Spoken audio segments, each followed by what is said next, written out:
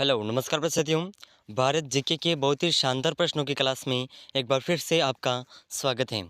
दोस्तों, आज की इस क्लास में हम भारत जीके के कुछ ऐसे महत्वपूर्ण प्रश्न करने जा रहे हैं जो बार बार रिपीट होते हैं और आज तक जितने भी एग्ज़ाम हुए हैं उन सभी प्रतियोगी परीक्षाओं में देखने को मिले हैं।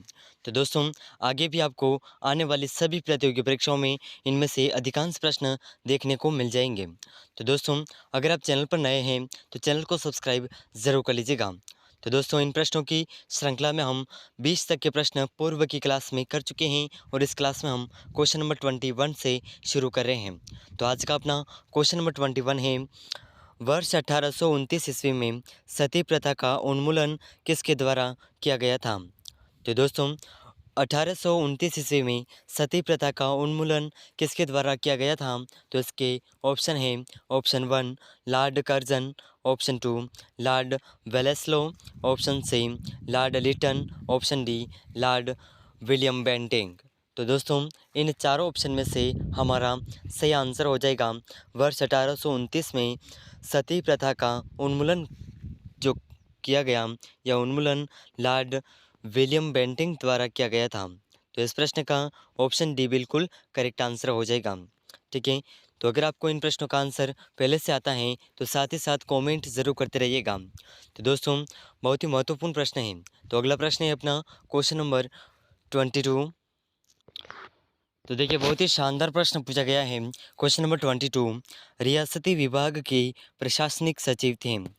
तो दोस्तों, रियासती विभाग के प्रशासनिक सचिव कौन थे?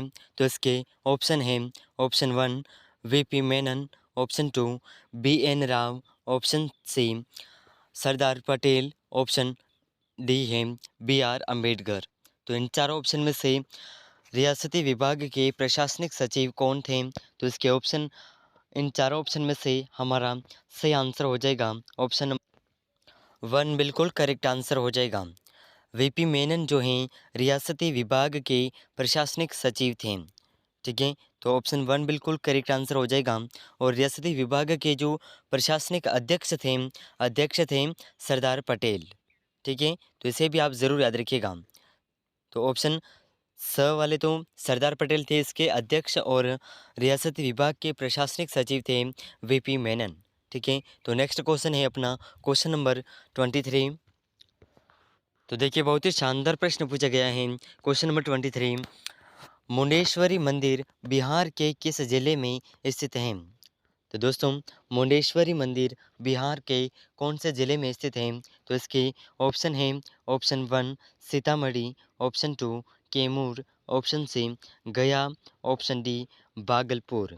तो इन चारों ऑप्शन में से हमारा सही आंसर हो जाएगा मुंडेश्वरी मंदिर बिहार के कैमूर ज़िले में स्थित है।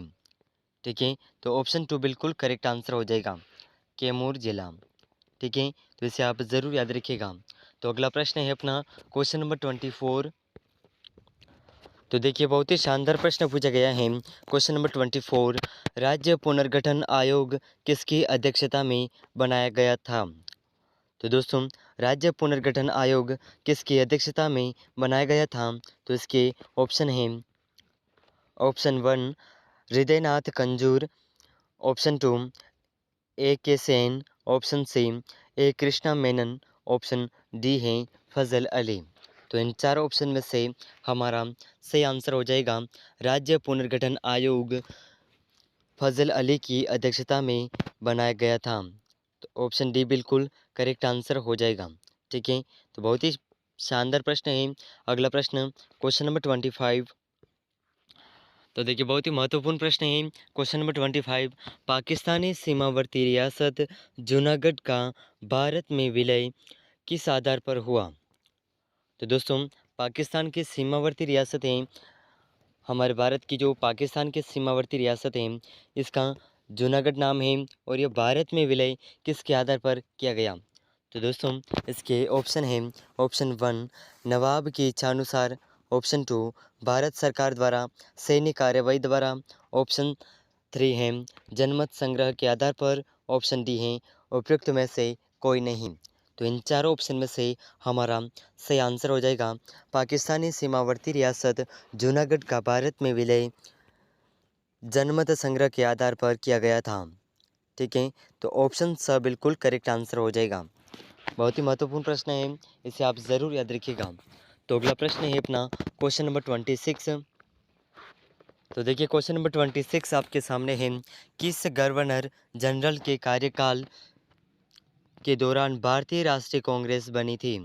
तो दोस्तों ऐसा कौन सा गवर्नर जनरल भारतीय जनरल था जिसके शासनकाल में भारतीय राष्ट्रीय कांग्रेस बनी? तो दोस्तों इसके ऑप्शन हैं। Option 1 lord Ripon, option 2 lord William Bentinck, option C lord Dufferin, option D lord Curzon. तो इन चारों ऑप्शन में से ऐसा कौन सा भारतीय जनरल था जिसके कार्य में भारतीय राष्ट्रीय कांग्रेस बनी? तो इसका अपना सही आंसर हो जाएगा ऑप्शन सी लॉर्ड डफरिन। ठीक है, तो ऑप्शन सी बिल्कुल करेक्ट आंसर हो जाएगा। तो अगला प्रश्न है क्वेश्चन नंबर 27। तो देखिए बहुत ही शानदार प्रश्न पूछा गया है। क्वेश्चन नंबर 27, प्रश्न को ध्यान से पढ़ना है। ठीक है, तो इस ज़्यादा ध्यान प्रश्न के ऊपर देना है। तो देखिए क्वेश्चन नंबर 27 है।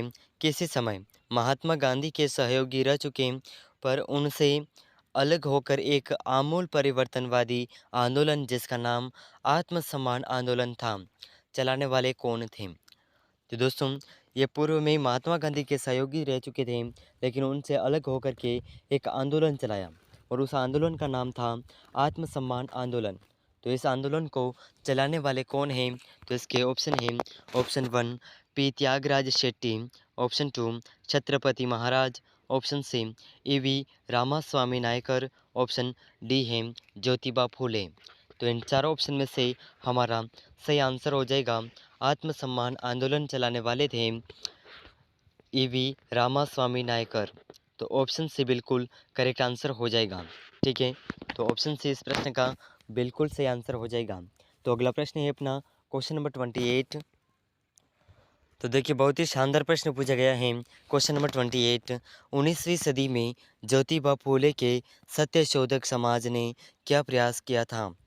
तो दोस्तों 19वीं सदी में ज्योतिबा फूले के सत्य शोधक समाज ने कौन सा प्रयास किया था? तो इसके ऑप्शन हैं।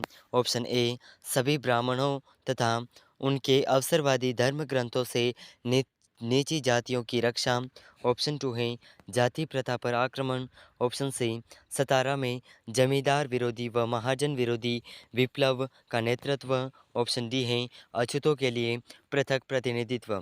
तो इन चारों ऑप्शन में से हमारा सही आंसर हो जाएगा ऑप्शन नंबर 1। 19वीं सदी में ज्योतिबा फूले के सत्यशोधक समाज ने प्रयास किया था कि सभी ब्राह्मणों तथा उनके अवसरवादी धर्म ग्रंथों से नीची जातियों की रक्षा। ठीक है, तो इस प्रश्न का ऑप्शन ए बिल्कुल करेक्ट आंसर हो जाएगा। तो दोस्तों अगला प्रश्न है अपना क्वेश्चन नंबर 29। तो देखिए बहुत ही शानदार प्रश्न पूछा गया है। क्वेश्चन नंबर 29, 1873 ईस्वी में सत्यशोधक समाज की स्थापना की गई। तो 1873 ईस्वी में सत्यशोधक समाज की स्थापना किसके द्वारा की गई थी? तो यह प्रश्न हमने पूर्व में भी पढ़ा है और फिर से देखने घुमा फिरा करके देखने को मिला है। ठीक है, तो इसके ऑप्शन हैं। ऑप्शन 1 राजा राम मोहन राय, ऑप्शन 2 श्री नारायण गुरु द्वारा, ऑप्शन सी ज्योतिबा फूले द्वारा, ऑप्शन डी है ईश्वर चंद विद्यासागर द्वारा। तो इन चार ऑप्शन में से हमारा सही आंसर हो जाएगा 1873 ईस्वी में सत्यशोधक समाज की स्थापना ज्योतिबा फूले द्वारा की गई थी। तो इस प्रश्न का ऑप्शन से बिल्कुल करेक्ट आंसर हो जाएगा। तो दोस्तों बहुत ही महत्वपूर्ण प्रश्न है और ये प्रश्न बार बार पूछा जाता है, तो इसे आप ज़रूर याद रखिएगा। तो अगला प्रश्न है अपना क्वेश्चन नंबर 30। तो देखिए क्वेश्चन नंबर 30 बहुत ही शानदार प्रश्न पूछा गया है। बौद्ध संरचना दमेक स्तूप, ठीक है, बौद्ध संरचना का है यह दमेक स्तूप कहाँ पर स्थित है? तो दोस्तों दमेक स्तूप कहाँ पर स्थित है? तो इसके ऑप्शन हैं। Option 1 Sarnath, option 2 Sanchi, option C Konark, option D है महाबलीपुरम। तो इन चारों ऑप्शन में से हमारा सही आंसर हो जाएगा बौद्ध संरचना का दमेक स्तूप सारनाथ में स्थित है। ऑप्शन ए बिल्कुल करेक्ट आंसर हो जाएगा। ठीक है, तो दोस्तों आज के इस क्लास में हमने 10 क्वेश्चन नंबर 21 से लगा कर के 30 तक के कुछ महत्वपूर्ण प्रश्न किए हैं, यानी कि 10 प्रश्न किए हैं, ठीक है। तो हमने 10-10 पार्ट्स के 3 पार्ट किए हैं और इन तीनों क्लासेस को मिला कर के 30 प्रश्न हमने भारत जीके के कवर कर लिए हैं, ठीक है। 30 प्रश्न हमने भारत जीके के अभी कवर किए हैं और कुछ प्रश्न हमने पूर्व की क्लासेस में भी किए थे। तो दोस्तों, ये सभी प्रश्न बहुत ही महत्वपूर्ण प्रश्न हैं और आपको आने वाली सभी प्रतियोगी परीक्षाएं, चाहे वो दिल्ली पुलिस कांस्टेबल एग्ज़ाम हो या फिर सीटी एग्ज़ाम हो या अन्य सभी प्रतियोगी परीक्षाएं जिसमें भारत जीके पूछा जाता है, उनमें इनमें से अधिकांश प्रश्न देखने को मिल जाएंगे। तो दोस्तों, अगर आप चैनल पर नए हैं तो चैनल को सब्सक्राइब ज़रूर कर लीजिएगा और इस क्लास को अपने दोस्तों के साथ ज़रूर शेयर करिएगा। तो दोस्तों, मिलते हैं ऐसे ही महत्वपूर्ण प्रश्नों की क्लास के साथ में। तब तक के लिए जय हिंद, जय भारत।